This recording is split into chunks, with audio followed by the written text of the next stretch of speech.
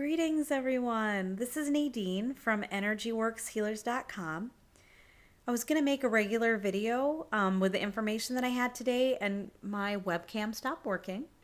But I really wanted to share the information. Some of it I've been sitting on for a while, so I just figured I'd get it out. So just a voice recording will do. I wanted to talk to you. Now, my guides have been giving me a lot of ideas about how we can all raise our vibration, stay in our highest light in 2013 and beyond. And the reason why, I know we've all been hearing this a lot lately, and the reason why it's challenging is that we are in a time where our thoughts and emotions manifest into what we consider reality, into material, more rapidly than ever before. And it's a wonderful thing because it enhances a lot of our positive manifestation work. I think we're going to see even more power with working with our crystals. I mean, everything that we do is going to be really heightened, more than we've ever seen before. And which is fantastic. It also means that, the things that we're focusing on that we're not really exactly wanting to connect with, we'll see more rapidly too. But it's nothing to fear. It's all about awareness and just recognizing, where we are. What my guides were wanting to really impart on me is like, a big hooray, yes, for all the wonderful things that we've done. I mean, a lot of us have been working for a long time to heal ourselves and really release deep levels of wounds that we've had, traumas that we've carried for many lifetimes, and ones throughout this lifetime. Especially in the last few years, a lot of us have done a really great deal of releasing. And while they did certainly applaud all that hard work that we've done, they assured me that, we're not done yet. And right now, because a lot of us are stepping into our life's purpose, we're getting out, we're finding the places where we are helping others and where we're doing good, where we're in our purpose. And we're really making steps that we've never made before. And what can happen to light workers when we start to get in to our place in the world, and really where we're on that cusp of really making an impact, is that lower negative energies can attach to us. And how they do that is through our own fears. So they can't jump onto anything that isn't already there. So the more that we release our fears, the less that they'll have to attach onto, which is fantastic, right? But the other side is that just know that when you're getting out and you're starting to really get in your projects and do good work, there's going to be that ego chatter away. And oftentimes when you're really doing good work, it's going to be amplified. But you know what? Don't let it drag you down. Gather that pioneer spirit and do the work anyways. Let perfectionism go. I say that and I'm speaking to myself, but you know what? I've obviously let it go because I wouldn't even be talking right now if I was holding on to perfectionism that much, right? But I've seen it, right now, I've seen so many clients, a lot that I work with, my friends, myself. This is very prevalent right now that we're moving into our purpose and, we're getting these negative attachments. But all we have to do is, when you're feeling and you're getting all those negative feedbacks that can be very painful, the kind of things that make you want to throw your hands up in the air and say, I quit. Call on Archangel Michael and Master Hilarion to clear and shield you. Envision them cutting cords and vacuuming or sweeping any negativity out of your field and placing shields all around you. Notice where they put extra protection within your body.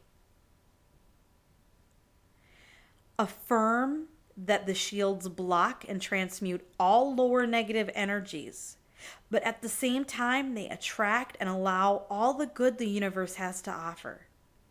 And be assured that the light is 100 times stronger than the dark. You are safe and protected. The dark will never overcome the light in the end. You can also mute the power of those demeaning thoughts by merely recognizing that they are not your truth. They are just part of the illusion of separation from spirit. So I like to call on Archangel Michael to vacuum the unsupportive thoughts away. And when I have him and I visualize him doing that, I always have to giggle. It's kind of funny. I see these letters getting sucked into a vacuum.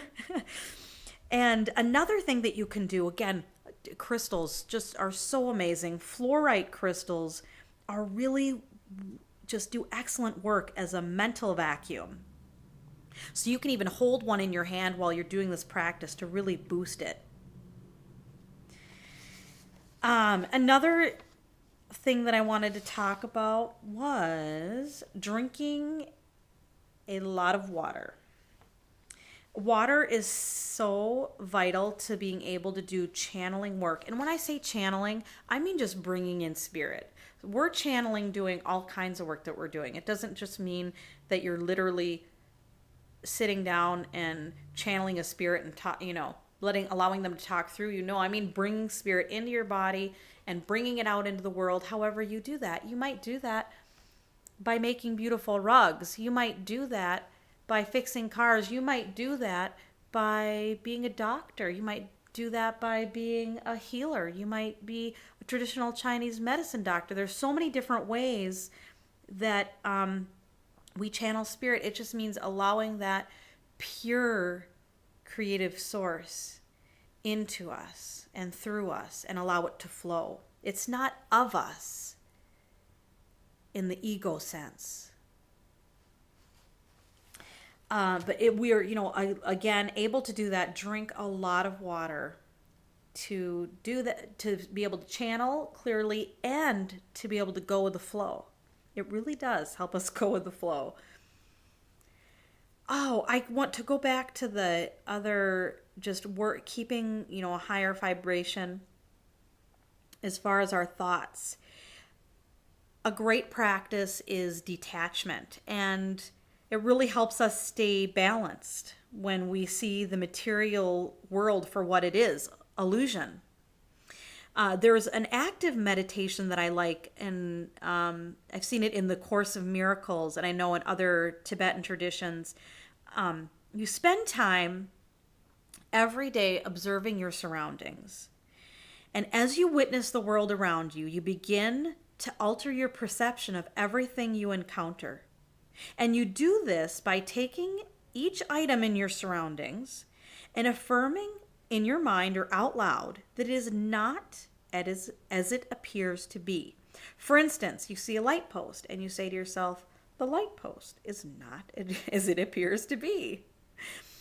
And you grow and expand it to people, to situations. For example, this traffic jam is not what it appears to be. My child's temper tantrum is not as it appears to be. It is merely a lesson. It's not all the different judgments that the ego puts to it. It just is. You can look at a person and say, this person is not as they appear to be. They're a limitless being. It's especially to good practice as for people or places or situations that you judge harshly. You find yourself judging harshly.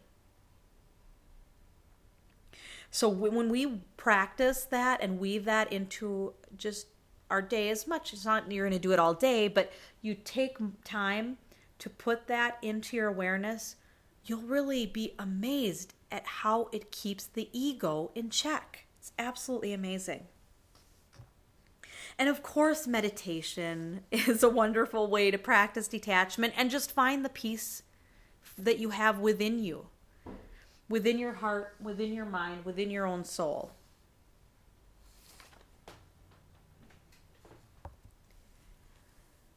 Don't feel like you have to. If you're having difficulty getting yourself to meditate and have issues with commitment in the past, I totally understand.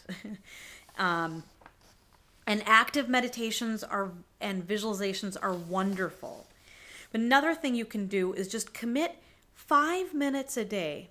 Just start by 5 minutes. I know that a lot of people say, oh, start with 20 minutes, and it just doesn't happen. So just start with 5 minutes. And a lot of people do yoga breath because it gets them focusing on the body and the moment and out of the mind. And so one of those, for example, would be inhaling for a count of 3, holding for a count of 3, exhaling for a count of 3. It really helps to clear the mind. And of course, there's crystals that you can use for that. And amethyst and lepidolite really help to focus during meditation. Okay, now breathing fresh air is critical to our overall health and balance, well-being. I know for a lot of us that's a challenge right now with cold weather.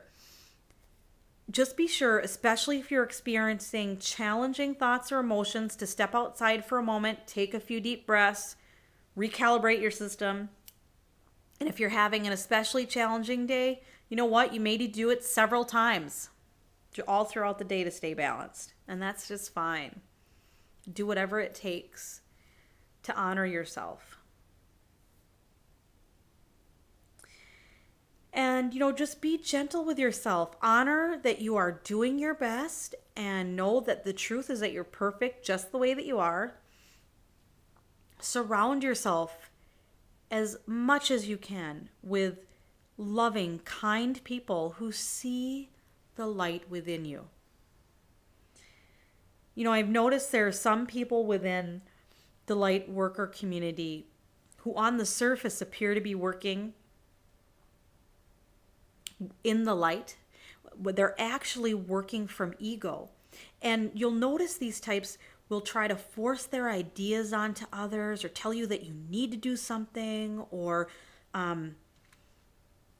focus on things that they feel are wrong with somebody and try to impose their healing on others.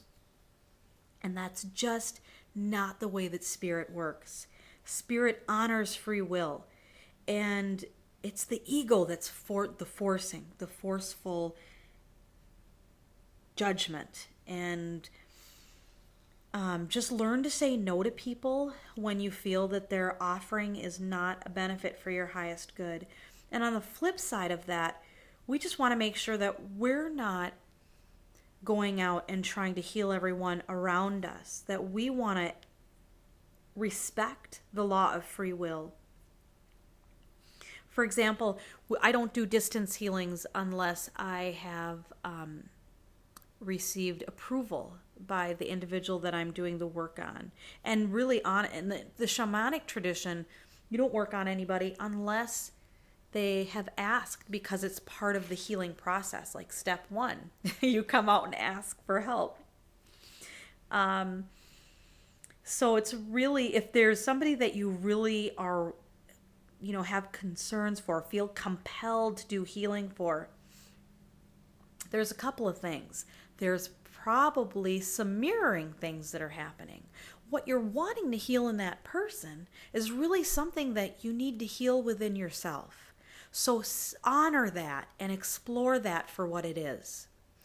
But what you can do that is really beneficial to yourself and the other person as well is recognizing the beauty within them and seeing them as spirit and holding that vision of them for even a few moments. When you do that, rather than seeing what you believe to be all their faults that need to be healed, see them as their truth. And you'll be sending them a burst of healing energy and doing amazing work. And I don't want to discourage anybody from sharing their kindness, sharing their wisdom, sharing the good. Share your knowledge through your personal stories, share what's worked for you. When you share from a place of kindness, love, and non-judgment, you encourage everyone to be their best. And when you're at your best, you encourage everybody around you to be at their best too. But when we come from a place of being better than, we're really only spreading illusion and not the truth. So we really want to really take in the world as a whole, and trust me, I know there's some people, places, experiences that really challenge this in us, but really try to see everybody in their highest light, including yourself, of course.